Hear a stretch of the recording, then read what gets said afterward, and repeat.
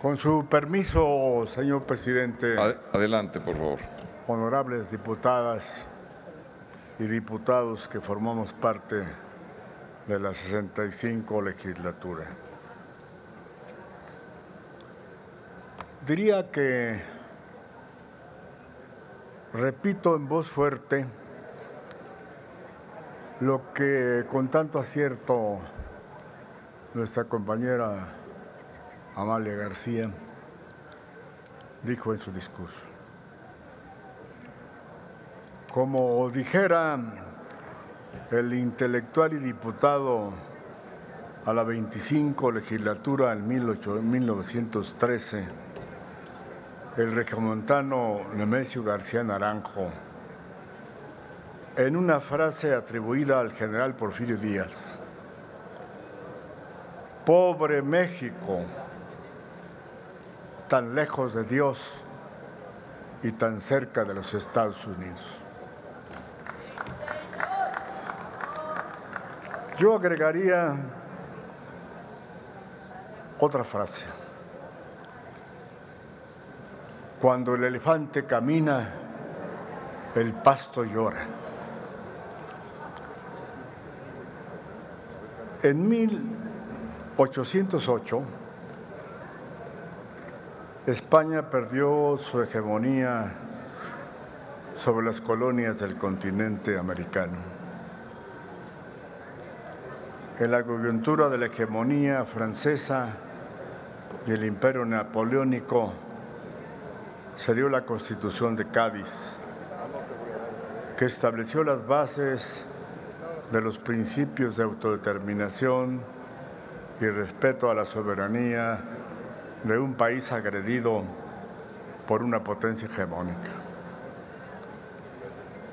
Cuando el liberalismo como ideología trasciende hacia América Latina, influye en que los gobiernos nacientes elijan la república como la forma de organización política que logra de manera consustancial el respeto a la voluntad de los pueblos para decidir su forma de gobierno, creando principios de autodeterminación. Recordemos que entre 1821 y 1856 tuvimos 30 presidentes de la República en medio de una larga etapa de anarquía, para definir si el gobierno futuro de México sería una monarquía o una república. Los Estados Unidos, después de haber realizado su revolución en 1789, hicieron su declaración en 1823 sobre la doctrina Monroe, en la que establecieron que cualquier intento de revertir el derecho soberano de los pueblos de América para lograr su independencia, los Estados Unidos se verían ante la necesidad, como razón de carácter moral, solidaria con los pueblos latinoamericanos, de impedir la presencia de aquella potencia extracontinental que intentase impedir el derecho a la autodeterminación. México sufrió durante el primer cuarto de siglo del siglo XIX los intentos de las potencias extranjeras en los intentos de revertir su independencia y sujetarlos a la jurisdicción de la colonización.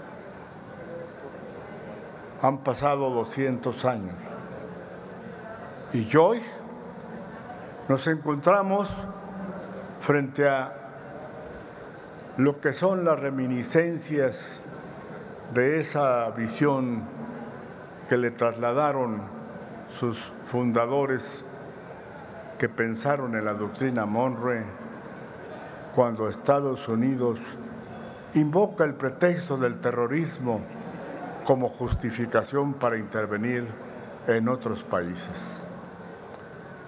Uno de los ejemplos más notorios es la invasión de Irak en 2003, cuando el entonces presidente George Bush afirmó que el régimen de Saddam Hussein estaba apoyando en grupos terroristas y poseía armas de destrucción masiva. Un pretexto más para justificar la intervención. México, como dije, ha sufrido desde el primer cuarto del siglo XIX los intentos de la colonización. La presencia de ciudadanos norteamericanos en Texas, debemos recordar, representó como el expansionismo norteamericano una estrategia entre las cuales la presión política y bélica y diplomática condujeron la primera segregación de parte del territorio nacional que amplió la frontera norteamericana. La segunda es la Guerra de Intervención de 1847, la cual fue uno de los más tristes episodios en que nuestra debilidad bélica coincidió con la debilidad coyuntural por la desunión entre los mexicanos, agravada con la presencia al frente del gobierno de un dictador, por la pasión de poder de un individuo. No tuvimos la capacidad de defender esta gran porción del territorio nacional que culminó con el Tratado de Guadalupe Hidalgo en 1848. Nuestra república, como los otros países, enfrentó problemas de límites en su extensión territorial. Para México, lograr el reconocimiento a su independencia fue también un largo proceso de definición de sus fronteras con Estados Unidos. El apotegma juanista, que establece que el respeto al derecho ajeno es la paz, es el fundamento y origen de estos principios, donde la no intervención, la autodeterminación de los pueblos y la solución pacífica de los conflictos son la base y fundamento de nuestras relaciones con el exterior. Durante la Revolución Mexicana, ocurrida paralelamente a la Primera Guerra Mundial, el Gobierno de México adoptó la política de no intervención en los asuntos internos de otros países. México también se unió a la Liga de las Naciones de 1931, lo que reforzó su compromiso con la diplomacia multilateral y su apoyo a la cooperación internacional. De manera gradual y a través de cada respuesta a las agresiones contra la soberanía territorial y los nuevos intentos de influencia política, se fue conformando la doctrina internacional de México que se determinó por el Decálogo Internacional de Carranza, cuyos principios promulgados en la Conferencia Internacional de Paz celebrada en la Ciudad de México en 1820, se resumió en independencia, igualdad ante el derecho internacional, inviolabilidad territorial, respeto a la soberanía política, respeto a nuestras leyes y supresión de privilegios a extranjeros, para quedar establecido en la Constitución de 1917 y siendo respetados por los gobiernos sucesivos. Al luchar por la validez de estos principios en el campo internacional, no solamente estuvimos impulsando el propósito permanente de lograr nuestra independencia y reconocer implícitamente el derecho de los pueblos que tienen el derecho a conquistarla para que se haga posible el principio de confraternidad y de paz entre las naciones. Ahora mismo, en el seno de las Naciones Unidas, invocamos estos principios ante la invasión del ejército ruso a la nación ucraniana. Pero es importante recordar en este día, a unos cuantos más de que celebremos uno de los grandes acontecimientos que nos orgullece a los mexicanos, la expropiación petrolera de Lázaro Cárdenas, que dejó una herencia histórica que convirtió a México en un símbolo de fortalecimiento de la soberanía y de la capacidad de un jefe de Estado revolucionario para negociar en favor de su pueblo, de la defensa de la soberanía territorial, los recursos naturales del suelo y subsuelo de la nación, suceso que fue ejemplo para otros países del continente americano y del mundo entero. El gobierno mexicano desde entonces ha pugnado por un nuevo orden internacional que desde hace décadas en busca de una mayor justicia social, económica y política para todos los países del mundo, ha ido no solamente confirmando su vocación con la firma de los aportes en la Carta de los Derechos y Deberes Económicos de los Estados, sino también en los aportes en la Carta de Cartagena.